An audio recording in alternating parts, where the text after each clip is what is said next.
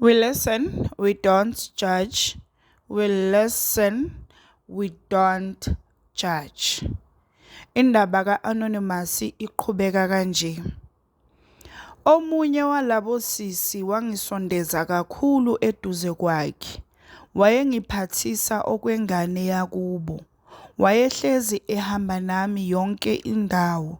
Ngisho amanye amaklayenti wakhe wawazi ukuthi ngiyingane yakubo encane. Sayiphila ke leyo mpilo for izinyanga nje ezimbalwa. Zaqala zambhedela izinto. Izinga lokusebenza lehla ngoba idrug laselimqedile emzimbeni. Wahlala nami phansi wangitshela ukuthi sekumele ngiphume nami ngiyophanda ngoba ngiyabona ukuthi isimo sesiyabheda.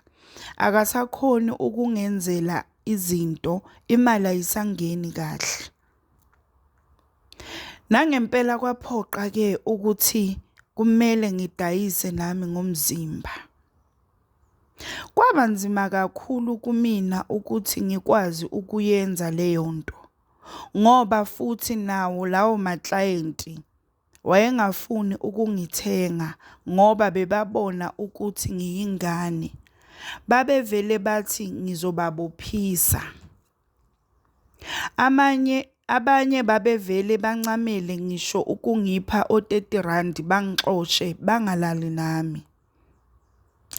Zaqala ke zabheda kakhulu izinto ngoba phela lo sisi wabona ukuthi angikhoni ukuyenza lento. Wagcina engixosha naye. Ngaqala ke ngazula itheku lonke. Ngihamba ngihlangana nabantu nabangani futhi abarongo. Ngaqala manje ngafunda ukubhema ugwayi nokuphuza utshwala. Sengihamba ngilala nje noma ikuphi la ngithola khona ispace. Ngaze ngahlangana nenye intombazane ebhema izidakamizwa. Ngangingazi ukuthi ubhema izidakamizwa. Ngangilibele ngiyibona lento ayibhemayo. Mina ngangizitshela ukuthi ubhema insangu. Ngingazi ukuthi khona into akayifakayo phakathi. So nje kwathi ngelinye ilanga sihleli abhema lento yakhe. Ngase ngiyamcela ukuthi ngicela angibhemise.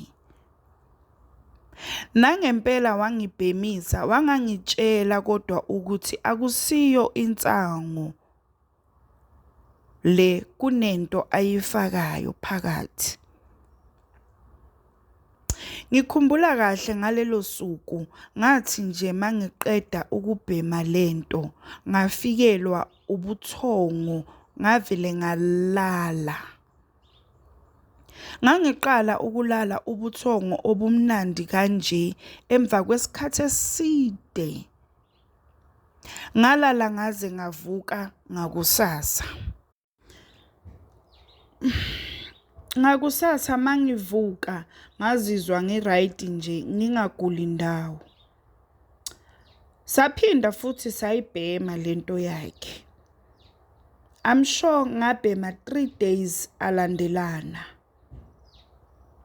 Kwathi ngosuku lwesi-4 ngavuka ngigula kakhulu, isisu sigoqana, amathumbu kwakungathi ayagoqana ngaphakathi. Ngangigodola, ngiphinde ngishe, ngangijuluka kodwa ngigodola. Hey, ngayitshela le ntombazane ukuthi ngiyagula. Yathi kimi angibheme ngizoba right. Nangempela ngathi mangiqeda ukubhema ngaba right same time.